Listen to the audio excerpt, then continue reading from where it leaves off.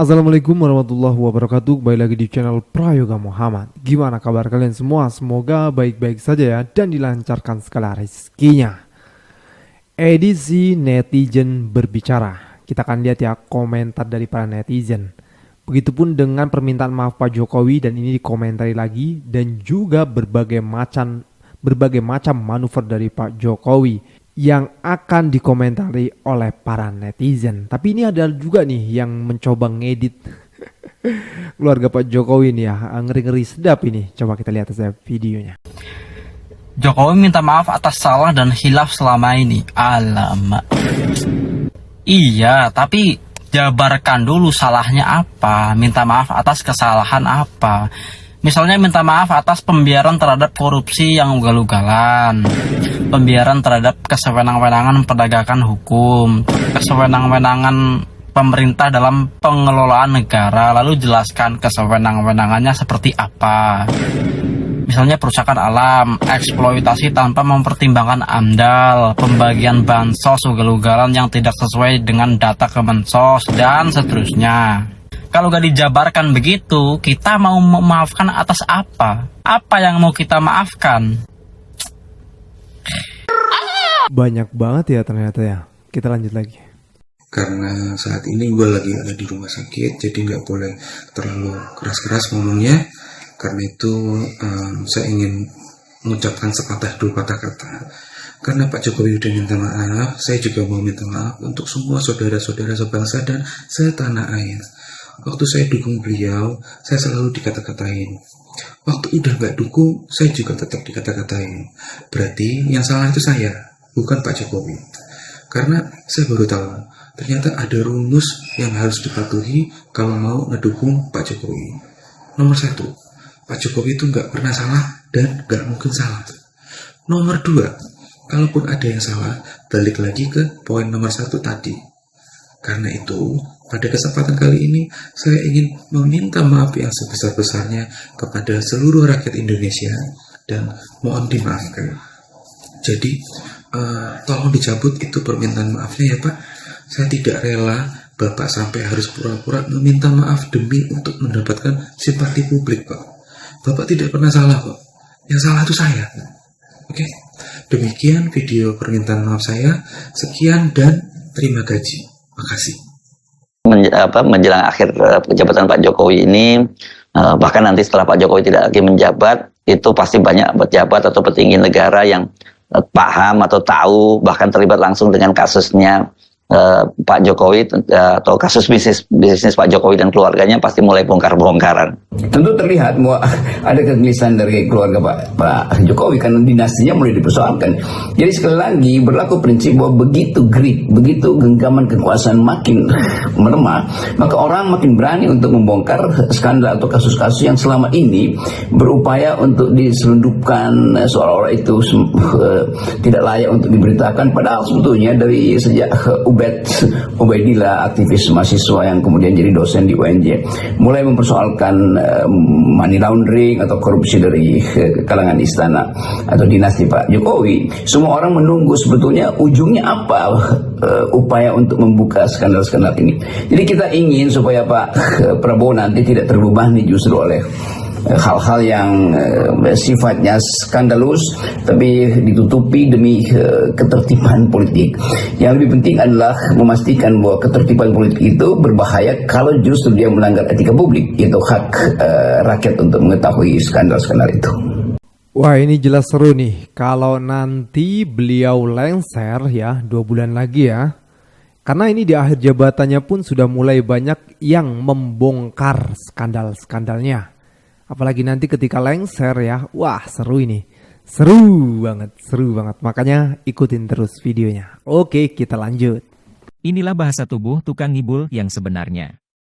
Anak-anak presiden yang ingin masuk politik dan didorong untuk ikut berpolitik, Pak Jokowi sendiri bagaimana? Anak-anak saya gimana? Senangnya sampai sekarang di bisnis semuanya. Di bisnis meskipun ya bisnisnya bisnis kecil-kecilan. Yang paling kecil kayak Kaisang itu ya jualan pisang goreng. Kemudian yang gede Gibran itu jualan martabak. Silakanlah mereka berbisnis sesuai dengan yang mereka senangi. Dan saya nggak ingin mendorong, saya sampaikan. Tapi kalau mereka memiliki keinginan untuk itu, bagaimana Pak Jokowi?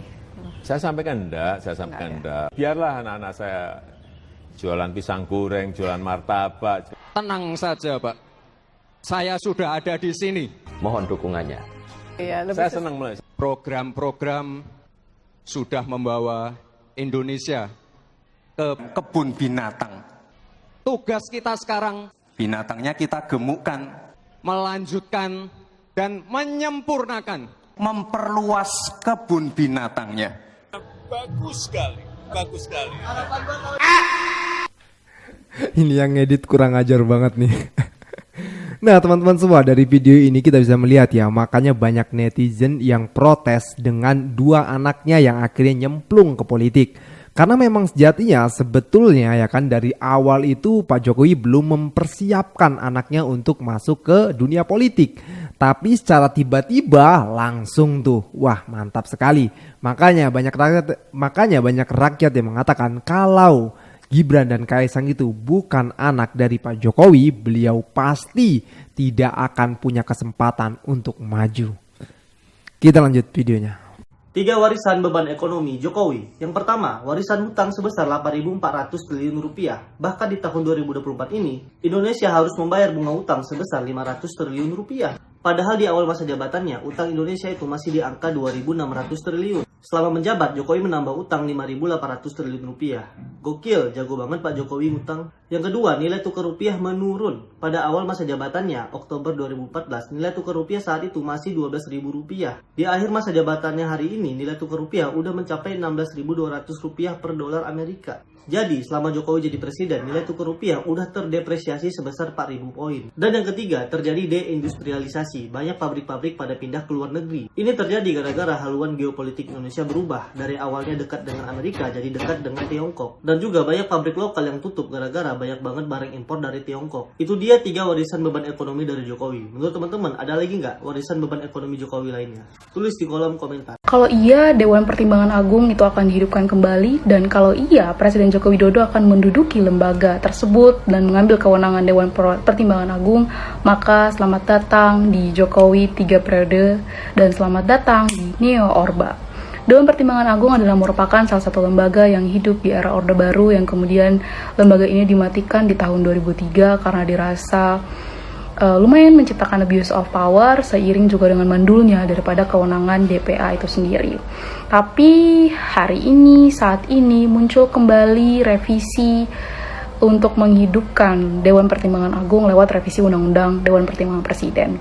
Satu hal yang pengen gue sampaikan ke teman-teman, bahwa Dewan Pertimbangan Agung yang mau dihidupkan ini memiliki kewenangan yang sangat jauh berbeda dengan Dewan Pertimbangan Presiden, di mana apa-apa yang pernah terjadi di masa lalu pada saat Orde Baru, pola-pola abuse of power or something like that, itu akan dihidupkan kembali lewat adanya Dewan Pertimbangan Agung. Lebih parahnya lagi, bahwa ada usulan dari anggota DPR untuk menempatkan lembaga Dewan Pertimbangan Agung ini sebagai lembaga tinggi negara. Dan kalau iya benar terjadi, kalian udah bisa ngebayangin bagaimana nantinya fungsi daripada Dewan Pertimbangan Agung ini. Muncullah nama Presidential Club yang akan berisi para mantan presiden tadi. Nah, masalahnya desain daripada Dewan Pertimbangan Agung yang ada di Orde Baru yang kemudian mau dihidupkan lagi ini, itu memiliki kewenangan yang cukup sangat besar dan cukup sangat luas. Anggota DPA ini tidak lagi terbatas dan bisa dari berbagai latar belakang. Maka nantinya Presiden Prabowo bisa memasukkan siapa saja ke dalam dewan ini. Sebenarnya bisa aja penghidupan atas Dewan Pertimbangan Agung ini menjadi hal yang positif jika isi daripada lembaga ini adalah orang-orang yang emang benar-benar ditujukan untuk kemudian mengawasi jalannya penyelenggaraan pemerintahan. Orang-orang yang memang isinya pengkritik, biarkan mereka bertugas untuk mengawasi dan juga mengkritik bagaimana kebijakan-kebijakan dari pemerintah, sehingga nantinya akan muncul check and balances antar lembaga negara tadi. Tapi kalau misalkan diisi dengan para penguasa juga, bestie-bestinya juga, ya I think ini bisa dikatakan sebagai bentuk daripada kue kekuasaan, hadiah dari karena lo udah ngebantuin gue dan sekarang gue udah menang, jadi ini hadiah untuk lo. Dan what do you think about this? Kalau akhirnya struktur pemerintah hanya mengisi hanya karena balas budi atau hadiah karena telah membantu, ya rusak akhirnya ya kan. saling kompromi untuk melakukan sesuatu yang tentunya membuat kerugian untuk rakyat sendiri sih kalau menurut gue ya. Kita lanjut lagi guys. Tuh kan, temui Presiden Pemuda Masjid nyatakan tertarik kelola tambang. Kemarin ormas yang pakai kunut, nggak pakai kunut yang selama ini berseteru sudah salaman, sudah setuju, sama-sama setuju kelola tambang. Ya, sekarang datang lagi pemuda masjid. Pertanyaan saya ini pemuda masjid dari mana? Ya, akhirnya semua mau, Pak. Akhirnya semua mau. Besok saya maulah gitu ya. TikToker baru mau kelola tambang gitulah. Ini apa-apaan ini? Yang bener lah. Ya. Pertanyaan saya itu pemuda masjid dari mana? Ya, saya sering ke musola juga sering. Bisa dikatakan saya pemuda masjid nggak? Hah? Ngadi-ngadi nih. Aduh. Jadi gitulah ya guys ya. Kalau mengelola negara itu dengan kepentingan-kepentingan akhirnya ya kacau balau akhirnya. Semua mau pada akhirnya ya. Semua setuju, bersepakat. Duit itu membuat kita bersepakat, ya kan? Kacau. Bujuk buset. Pemerintah menyasar pungutan cukai kepada pengusaha siap saji, bahkan sampai pedagang keliling. Aduh, ini parah ini. Set berantem aja sama gue yuk. Parah bener. Bujuk. Makin aneh nih pemerintah. Gue jadi inget Bung Hatta. Sebenarnya mereka ini bukan pemerintah harusnya. Kita memanggilnya pelayan masyarakat. Kalau pemerintah seenak-enaknya merintah. Dulu Bung Hatta pengennya tuh jangan pemerintah. Ingat gak? Parah ini kalau pemerintah mah. Seenaknya merintah. Seenaknya bikin aturan yang menyengsarakan rakyat. Kalau gue hajar juga lo pemerintah lo. Suek banget lo. PP Kesehatan baru, Jokowi legalkan aborsi tapi ada syaratnya. Surat keterangan dokter atas usia kehamilan sesuai dengan kejadian tindak pidana pemerkosaan atau tindak pidana kekerasan seksual yang menyebabkan kehamilan. Oke, kita ambil aja dari situ. Kita tahu sekarang kan betapa bobroknya ya, terutama kepala negara kita yang udah menyetujui peraturan kayak begini. Tahu kita di mana ada tindak pidana pemerkosaan, pelecehan seksual yang menyebabkan kehamilan, yang salah itu tindakannya, perilakunya. Nah, bayi dalam kandungannya cuman anak bayi yang tidak berdosa. Kenapa harus dibunuh? Kita teriak-teriak masalah HAM, kita aja melegalkan sesuatu pembunuhan salah kepada janin yang belum berdosa. Pikirannya kemana? Akhirnya apa? Jokowi teken aturan pemberian alat kontrasepsi bagi siswa dan pelajar. Abis melegalkan aborsi, dia terbitkan lagi aturan. Orang disuruh hubungan seksual gitu, dianjurkan. Bakalan banyak hubungan-hubungan di luar nikah. Karena apa? Ini gue nggak tahu nih maksudnya apa nih. Apa nanti biar ada penjabat selingkuh terus hamil diboleh gitu diaborsi? Atau kayak gimana? Atau mau sengaja ngerusak moral anak Indonesia gitu dengan cara-cara kayak gini? Gue kasih tahu nih ya. Ciri-ciri komunis mau menjajah sebuah negara. Yang pertama, hancurkan ekonominya. Kurang apa pengangguran di negara kita? Yang kedua, hancurkan pendidikannya. Kurang apa SDM kita dengan IQ sama rata dengan primata? Yang ketiga, hancurkan nilai-nilai agamanya. Yang bangsatnya, penghancuran itu dilakukan oleh kepala negara kita. Dengan ini, membuat aturan-aturan yang pro kontra dengan aturan agama. Lu masih nggak mau sadar sampai sini? Lu bayangin, anak lu sekolah dikasih alat begituan terus dia pulang nanya ke emaknya. Kita berusaha untuk nutupin, tapi tai, emang tai udah tai anjing. Udahlah, bau pokoknya, bau.